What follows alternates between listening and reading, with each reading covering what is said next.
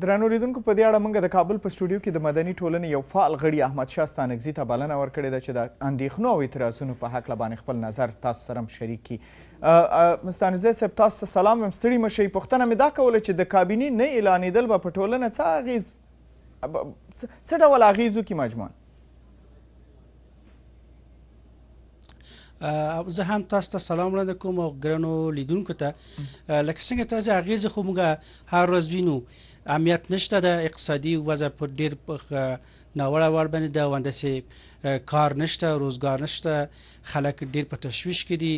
نو تاسو وینئ چې مختلف ځایو کې حتی په دانګام په کونړ کې هسې طالبان یوځای شوي دي، او همداسې متاسفانه چې تر اوسه پورې کابینه اعلان نشوه او خلک بنده انتظار دي. ټول دولتي ارګانونه په ټاپه ولاړ دي، کار نه کېږي، والیان ټول سرپرست دي، هغوی هم صحیح د خپل کار مخته نشي وړی. همداسې د خلکو مشکلات هم د دولت سره په همدې ترتیب اضافه شوي دي. یعنې ستاسې فکر تصور دا دی چې دا ټول ناامني او دا هر څه د کابینې د نه اعلان په وجې دي. په هر صورت یو بله پوښتنه مې کوله چې حکومت ژمنه کړې ده چې ډېر زر داسې شخصیتونه چې ولس ته د خدمت کولو وړتیا یې ولري او د باور وړ اوسي ملي شورا ته یې د کاندید وزیرانو په توګه معرفي کړي. تاسو او ستاسې ملګري په دې اړه باندې کوم خاص نظر یا پیشنهاد لرئ؟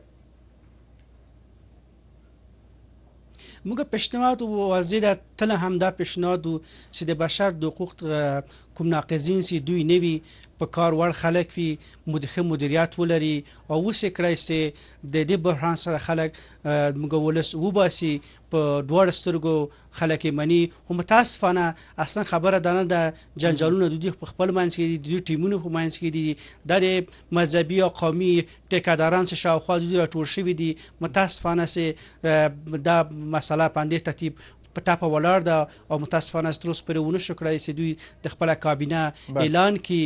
دا یو لوی ضربه ده د موږ اقتصاد او موږ امنیت په ارتباط باندې. اجازه راکړئ بیرته ستاسې د نننۍ غونډې په اړه لاړ شو. تاسو په دې خپلې نننۍ غونډه کې ځینو وزارتونو ته شخصیتونه معرفي کړل. د دې نومونو د ذکرولو هدف څه و؟ اصلا نمونه ذکرول خو دومره هغه نه کوم کسان ځینې نمونه څېرې اشنا وي چې هغه نمونه ذکر شوي دي. موږ هدف دا و چې یو نمادینه کابینه معرفي کړو. دې کې د مسله دا نه وه چې د کوم قوم ده، د کوم مذهب ده، د کوم دین ده، د کوم ګوند ده یا د کوم ځای ده، فقط شایسته سالارین په نظر کړو. همداسې په دې کابینه کې چې موږ تاسو ولې نمایندې کابینه کې موږ دوه وزارتونه هم د عنوان او سکانه ته په نظر کړو چې موږ غواړو چې په همدې ترتیب آینده حکومت کې هم د عنوان سکانو حقوق هم تامین شي. نو دا زموږ پیغام و دولت ته چې امیدوار یاستو زره ده د خپله کابینه اعلان کړي. څه فکر کوئ چې د کابینې په زنګ کې ستاسو اعتراض چاته ډیر مهم دی، او ستاسو په نظر څه شی باید وشي چې دا بهیر بالاخره پای ته ورسیږي دا ځنډ؟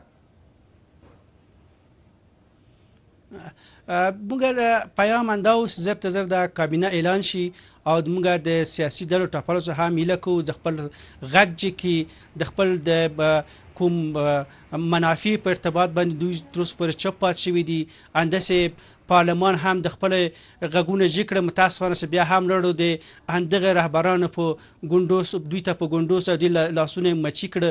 متاسفانه چې دغسې حالت دی، او زموږ سیاسیین هم همداسې په چوپه ولاړ دي. نو په دې اساس موږ د خلکو غږ جګ چې خلک ځتي نور په تنګ راغلي، راځئ ځتي نور دا مسئلې ته پای ټکی کېږدئ تر څو وشو کړئ موږ د ملک عدالت او همداسې پرمختګ ته لاره هواره کړو. او موږ د دواړو مشرانو سره غواړو چې د خپل منځني اختلافونه په ځای پرېږدي، راشي. دا موږ ډېر ښه خلکي شته په دې ملک کې، او دوی ته معلوم دي داسې نه کسان وجود نه لري یا دوی نشي انتخابولی. دوی ښه پوهېږي سره، خو متاسفانه د دوی هغه شاوخوا نور ګروپونه چې دي کوم تعهدونه چې په کمپاینونو په وخت کې دوی سره کړي او کوم کسان چې دوی ته تقلبونه یې کړي وو پخوا نو هغوی اوس دوی لیاخنې نیولي غواړي چې په قدرت کې شریک سي یو عامل همدغه دی. ستانکزی صاحب اجازه راکړه د په ټولنیزو رسنیو کې ستاسو د نننۍ غونډې په اړه باندې مختلف نظرونه خپاره شوي دي او اکثرو یې ستاسو د دې اقدام ستاینه هم کړې ده دغه اعتراض چې تاسو کوم کړی دی.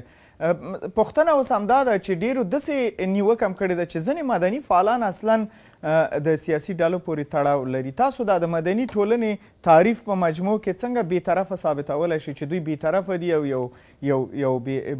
یو بېپرې ارګان دی؟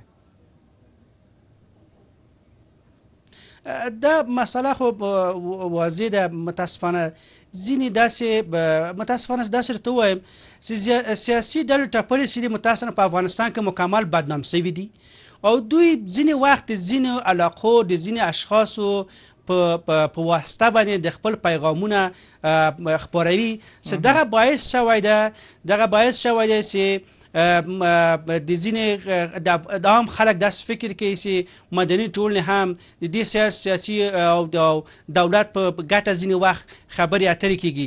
نو داسې نه ده. اصلا مدني ټولنې خو فقط د یو ارتباط د خلکو او د دولت پرته او هیڅ سیاسي ګوند پورې اړه نه لري او مستقل دي. فقط د افغانستان د قانون په اساس او د دموکراتیک ارزښتونو او د بشري د حقوقو تامین غواړي په ټولنه کې. بله احمد شاه ستانکزی صاحب کور د ودان چې زموږ بلنه منلې وه او د اشنا ټلویزیون سټوډیو ته هم تشریف راوړی.